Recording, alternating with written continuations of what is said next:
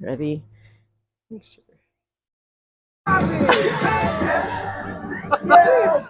All I do is win, win, win, no matter what. Got money on my mind, I can never get it up. And every time I step up in the building, everybody hands go up. And they stay there. And they say, yeah. I mean, what a perfect intro. What a perfect intro. Welcome back to our podcast. My name is Lauren, And I'm Emily. and today we are talking about What do you do when you feel like you're stuck in a rut? And this could happen in all different areas of life, but since we're yoga teachers, we're going to talk specifically about if you feel like you're kind of plateauing or you feel a little bit uninspired in your yoga practice or in your yoga teaching, what are some things you can do to give yourself fresh energy and ideas and inspiration? And we'll just speak from our experience. I'm sure there's lots of things oh yeah, you guys can share too, that we would love to hear. But we thought we'd give y'all a few experiences we've had. Yeah, because we all, you get in a routine, and I know that I've learned from my anatomy training that those first, hello, nature, those first, 2 to 3 months when you start doing yoga, you can feel the gains pretty quickly. a lot of progress. And then you might kind of hit a plateau where you're like, okay, I'm not getting anywhere. I'm not learning a brand new skill, or I'm not seeing the evidence in my body. And that's, of course, early on. But we all go through those periods, no matter what we're doing, where you're tracking, you can see the gains. And then there are times when it's like, is anything happening? Just keep going and keep going. Yeah. And so we thought we'd share on that topic.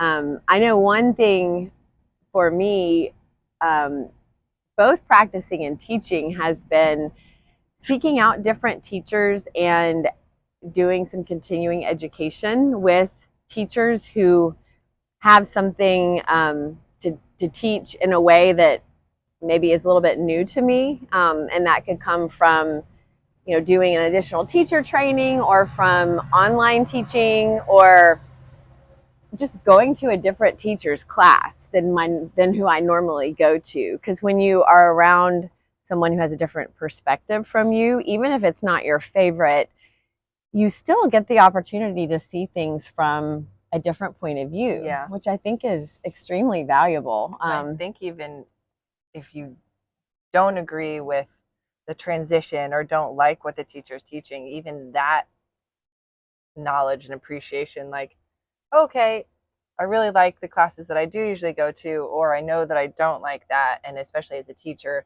having those things to inform your teaching too, especially if you're just starting out. But like you're saying, mixing it up. Like I like, if I'm traveling, going to different studios and seeing how different people teach. And sometimes it's a great class, and sometimes I'm like, okay, that was interesting. But like a fresh perspective, like you were saying, is always nice to have and take with you. Yeah, and sometimes it makes you more confident in what you were already doing. Sometimes you don't realize that what you have in your practice, or what you have that you're passionate about teaching, sometimes it can get a little old to you, or not new to you, and you forget that it really is awesome. We each have that as something different we share, and our students come to our classes because of what the way we offer what we offer. It somehow connects with them if they keep coming back, that is. But that's a really good point too, because like we talk a lot about it in teacher training, but it's like you can be a teacher for someone, but you're not everyone's teacher. And the people that come love you, and the people who come once and maybe don't come back, it's like, that's okay. There's a teacher for them, and it's not about you. That's right. And so sometimes you just need that boost of confidence of like, this is why I do what I do, and this is my style. I can adapt and change, but getting outside perspective is really helpful to remind you, and to have a more accurate idea of where you are, because we all get in our own little world and we can't always see outside of that. And I'll give an example of that, because I spend a lot of my personal practice has been over the last couple of years has been in handstanding because it's a big challenge and it's something that keeps me very busy and I'm never bored. And you will go through in handstand practice different little plateaus, whether maybe you're trying to press or you're trying to balance in the middle of the room or you're trying to do something different with your legs or a different entry. And there's a teacher online who I have seen their videos. It's not my normal teacher. I've learned the most about handstanding from Patrick Beach. All of you probably know that if you know me. But there's another teacher that I've been very fascinated that seems to have a slightly different technique. And when we finished our last teacher training, I thought, ooh, maybe I'll take a few online lessons with this teacher. So I had a conference call with her. And I think no doubt she's an excellent teacher, but if you train with her, she wants you to kind of be very open to adopt her style, which might mean kind of unlearning the way you've learned. And I decided I was going to wait until after our Portugal retreat to really make a decision on that before I invested any money, anything like that. And in the process, I went back and I looked at videos of my progress over the last 2 years in handstanding. And what I came away thinking was, oh my goodness, I've made so much progress and I'm still making progress, even though in my mind, I'm kind of like, okay, what else can I add to that? I took a step back and I was like, wow, I'm so grateful for everything I've learned. I don't think I'm ready to add something new to what I'm already working on because I think there's plenty here for me. And so I decided not to move forward with that, which isn't a right or wrong. It's just, I think that outside perspective is helpful. Sometimes you're going to adopt things from it, but sometimes you're going to say, oh, wait, I've got a lot of tools right here that I can still be using and growing. I don't really want to take on a different mindset towards what I'm doing. I know it's kind of an interesting example, but I think it says a lot too, because it's like going back to what we were talking about initially of you're just in it every day and you're kind of getting, for lack of a better word, bored or restless or like I want something else. If you kind of take a step back and look at where you started and even just a very little progress, it's like, when you see somebody every day, you don't necessarily see them like growing or changing or getting more gray or not.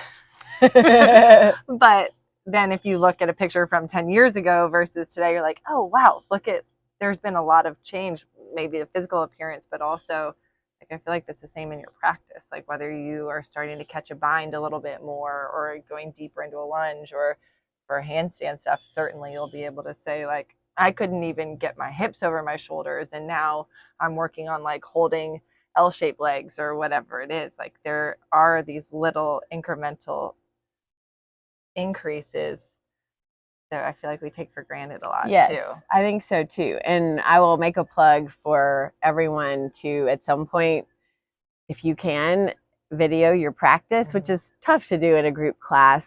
Or if there's a skill you're working on, get a friend to just video you trying it way before you've mastered the skill, just to see your progress. That's been one of the single most inspiring things that I've done, and it was recommended to me by Patrick Beach during one of those trainings. And it was very awkward at first. I didn't really want to set up the camera. It's like I'm just videoing myself, but I have learned so much. Also, just like what you think is happening versus what's actually happening, which is a whole other topic we can go into anyway. So that's something you could do, is really try to look at your progress you've made. And it may give you a different mindset, because our minds are really the source of most of our feelings about any situation. It can get you like stuck in this one way of thinking, but if you kind of take something to break that, whether it's just being present and mindful or reconnecting with the breath or having a friend be like, actually, like, look, I took this picture of you when you asked me to 3 months ago, and this is what you did today. Like, this is a totally different pose. Right. Yeah. And being gratitude also covers a lot of the feelings of discontent. Another thing we both talked about that's helped us in our practice is cross training or diversifying our activity.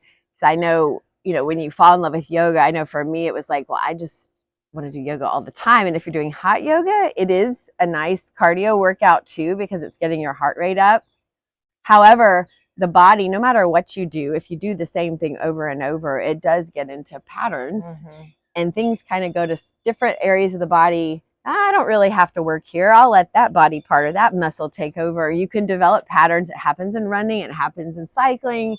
I think anything you do, it can happen. And so mixing up your routine a little bit and adding in some strength training.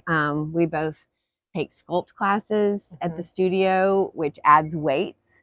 And there are some similar yoga movements, but it's also more targeted, more isolated, adding load, which helps our bodies get stronger and remind all those muscles to participate. Right. Helps protect your joints, bone density, all these good things, especially as we continue to age. It's just setting you up for success. Like the choice, I think this is a separate topic, but just to touch on it, like the choices that we make now can have like very big implications on the rest of your life. It's like you get into these routines, but it's the little things that we do every day that either set us up for success or don't. That's right. So being open to, if you're feeling aches and pains, or again, you're feeling a little dull, try something out of your comfort zone that wouldn't maybe necessarily, you wouldn't see the value in doing. Another awesome way to build strength and control is with Pilates. LaurEm teaches Pilates. We both practice Pilates, and it is a way of adding load, but through springs and more. Just like very controlled movements, very slow, which is very different from like a sculpt class where you're just like repping it out. Obviously still mindful of your form and everything like that, but that's a lot more kind of like hit tempo focused, whereas Pilates is like, sometimes I'll get 3 reps in and be like, wow, never felt a burn like this already. Intense. So, and with yoga too, you get, it's all push, right? There's no pulling action. So with Pilates, you get depending on obviously the exercise that you're doing, but the more of the pull strength as well. So just working your muscles in a different way is, as you add different things and variations, you're adding obviously more stress to the body, but stress isn't inherently bad. Like we need stress to grow and adapt and get stronger, become more resilient. And it's the same thing if you're training or from a mental perspective and just for life. It's like mixing it up, because life isn't going to be the same ever. That's right. And you're going to get thrown things. And if you kind of are like, that's out of my comfort zone, this isn't in my little box. Run away. Yeah. Don't run away. What do you do? Right. So like kind of throwing different things in a workout too can help kind of strengthen that resilience muscle, the metaphoric resilience muscle. Yeah, that's so true. Because, and it sometimes requires you just being out of your comfort zone. You're more of a beginner. You don't feel as strong or, as good at the thing at first. It's new, and I think doing something that requires a beginner's mindset of you is another way to find inspiration. I actually seek out ways to be a beginner because of how it makes me feel. Well, it's cool, especially I think we've worked on that a lot too. It's like it's really easy to go into something and say like, I want to be good at this and I want to be good at it right now. But it's like, how do you handle it if you're not? Because everybody has to start somewhere, no matter what it is. And if you beat yourself up for being a beginner and not being good at the thing, like it's just going to be miserable the whole time. But if you're like, okay, I'm beginning and I have to start here in order to be good at some point in the future, maybe it might take a very long time. I'm really still working on my puppy press and keeping my thumb down. But it's like I had to start somewhere, right? And now I'm more cognizant of like really pushing through my thumb because I know she always wants to pop up. But pressing will make you hyper aware of things that you didn't ever have to think about before. The more you make yourself a beginner, the more you'll learn. And what's cool is those things can carry over into other areas that you weren't even working on, but it's the whole picture. Yeah. And that's the great thing about yoga. It's like I was talking about this yesterday with somebody, like the idea of the mat being a mirror and it's reflecting right back at you whatever you've got going on. Like if I'm trying to press, for an example, and it's just like not happening, like am I laughing at myself falling out over and over, and like, God bless the girl next to me. It's like, no, I'm not that out of control usually. But, or am I beating myself up after every attempt and like talking negatively to myself, and really starting to just become aware of how those patterns are creeping up, not only on the mat, but then like, oh, well, that might be leaking over into your everyday life too. Yeah, because there's lots of situations where you kind of have to beat your head against a wall over and over. It feels like that, Mm-hmm. but when you look back, you actually made a lot of progress just by staying the course. So yeah, being a beginner is great for the mindset and keeping things fresh, and also teaching you, because I think the longer we go without being a beginner, which can easily happen as adults, it creeps, you tend to want to avoid having to start over from the beginning, and it's very humbling. But the more you put yourself in that position, I think the easier it gets and the more exciting and fun it gets. And you don't feel ashamed of being a beginner. And you know, that's a whole other kind of deep dive, is like, why is there shame at being a beginner? Because we think we should be better than we are, which we'll get to next time, why we don't should ourselves. Don't shit on yourself. Don't shit on yourself. It won't get you where you want to be.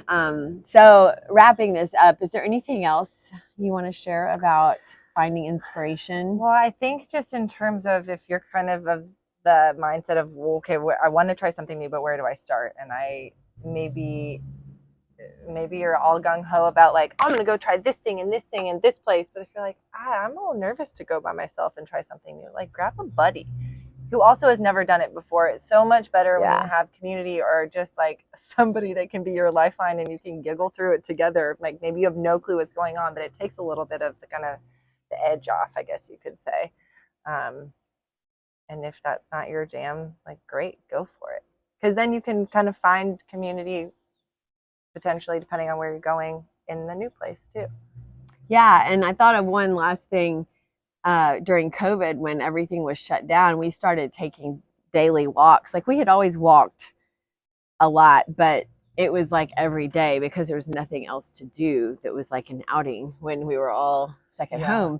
And it became really just a part of what we do, also because we have 3 dogs and they need to be walked. And so we go, whether it's raining or below freezing, we bundle up, we do the thing. And walking is such an amazing mental health, it gives mental health benefits, physical health benefits. So when we say cross train or diversify, it doesn't have to you don't have to launch into like this intense program to get benefits. Just do something a little different from what you're already doing. So let's say you work out indoors, go outside, you know, or maybe take a jog or a walk, or take an animal or a friend with you.